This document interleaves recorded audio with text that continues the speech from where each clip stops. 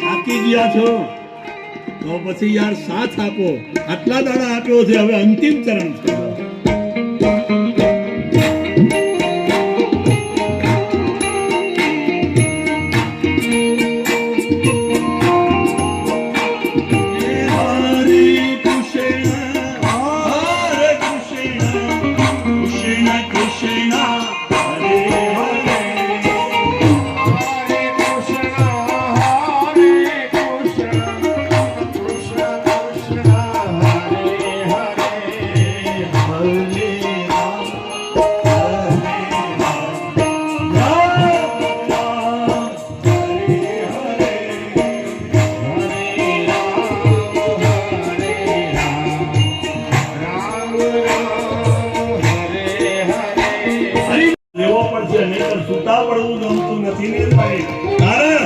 આપણા મલકના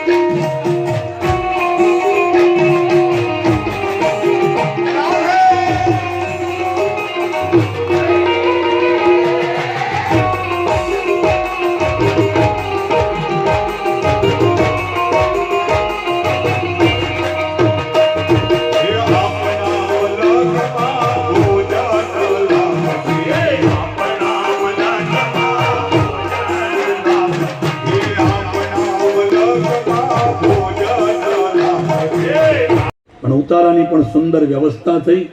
ચંદુ બાબાને પગે પૂજા ચાલુ, પણ છતાંય મારા તરફનો એનો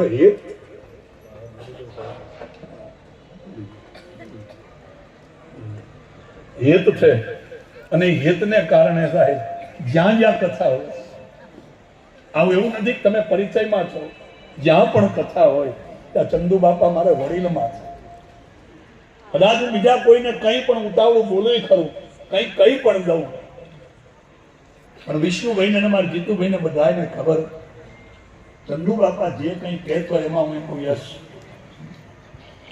એ વડીલનો એવો ભાવ છે. અને અમારા આખી ટીમના એ વડીલ છે.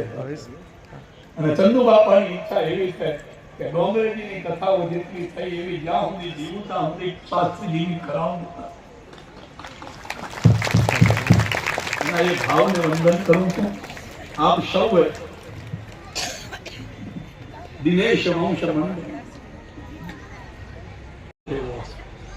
આ જગતમાં કેટલાક વ્યક્તિઓ પ્રેરણાના સ્તોત્ર હોય.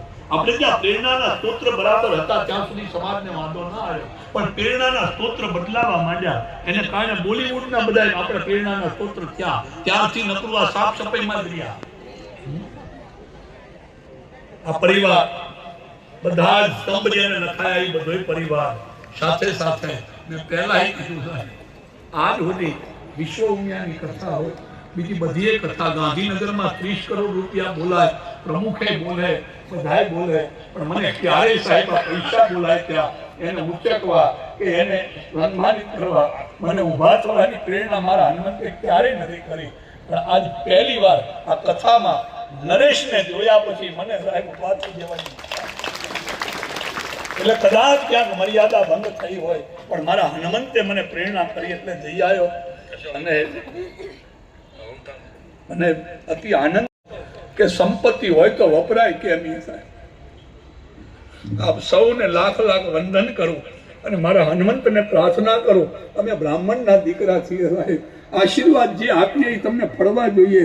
એટલે આશીર્વાદ સંપત્તિના નથી આપતો પણ સુમતિના 100% આપું છું. તમને સુમતિ મળે અને મારી રામાયણ એમ કહે છે જ્યાં સુમતિ ત્યાં સંપત્તિ ના. બહુ ધ્યાનમાં રાખજો, ચમત્કારોની દુનિયામાં જશો નહીં, ગમે તેવા પ્રલોભનોમાં ફસાશો નહીં, ભગવાન ભજવા સિવાય બીજું કંઈ કરશો નહીં, અમને ના પકડશો. વિરક્તના છે મારા રાઘવ, એમના પણ આપણને આશીર્વાદ મળ્યા. આપ સૌને લાખ લાખ વંદન.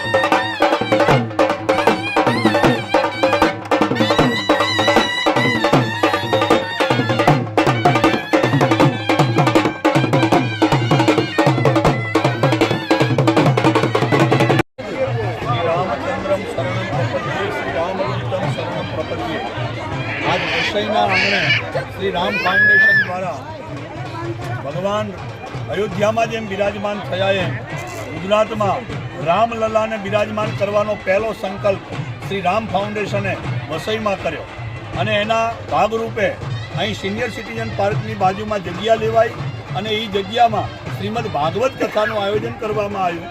અને એ આયોજનમાં તન મન ધનથી બધા જ લોકો એવી રીતે વરસ્યા છે જેથી ભગવાનને છેક અયોધ્યાથી અહીં આવવું પડશે અને આને અયોધ્યાના જેવું જ મંદિર અહીં બનાવવાનો પણ સંકલ્પ કર્યો છે. એટલે એની જ પ્રતિકૃતિ અને રામલલાનું પહેલું મંદિર ગુજરાતમાં આ વસઈ ગામમાં બનવા જઈ રહ્યું છે. એટલે આમાં જેને જેને યોગદાન કર્યું છે બધાને ધન્યવાદ. અહીં અનેક સેવાકીય પ્રવૃત્તિઓ થાય છે. આ 7 દિવસના યજ્ઞમાં અહીં આગળ નિત્ય બધાને ભોજન પ્રસાદ પણ ભંડારાના રૂપમાં અપાયો છે. અહીં આગળ આ વિસ્તારના ધારાસભ્ય, માણસાના ધારાસભ્ય અને બધા જ રાજકીય આગેવાનો પણ અહીં આગળ ઉપસ્થિત રહ્યા અને પોતાનું યોગદાન આપ્યું છે. બધાને અંદરથી હરખ છે કે વસઈના આંગણે ભગવાન જલ્દી આવીને વસે એવી પ્રાર્થના સાથે આજ આ 7 દિવસનો યજ્ઞ વિરામ લઈ રહ્યો છે. પૂર્ણાહુતિ નથી કરતા, હવે તો બધું શરૂ થાય છે. જય શ્રી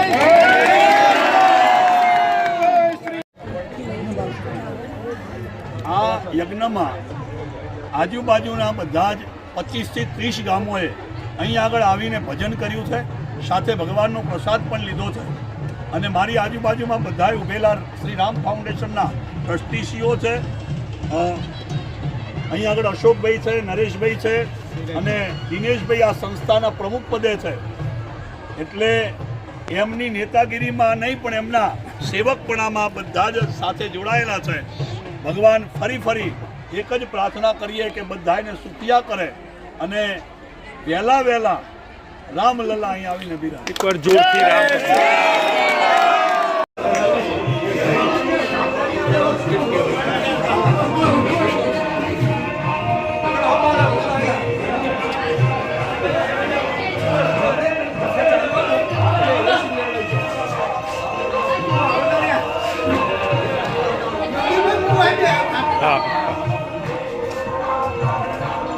ઘરના છો એટલે તમારો આમ ઘાટલામ લો પછી આ તો ઉભા રહ્યા રેડી રેડી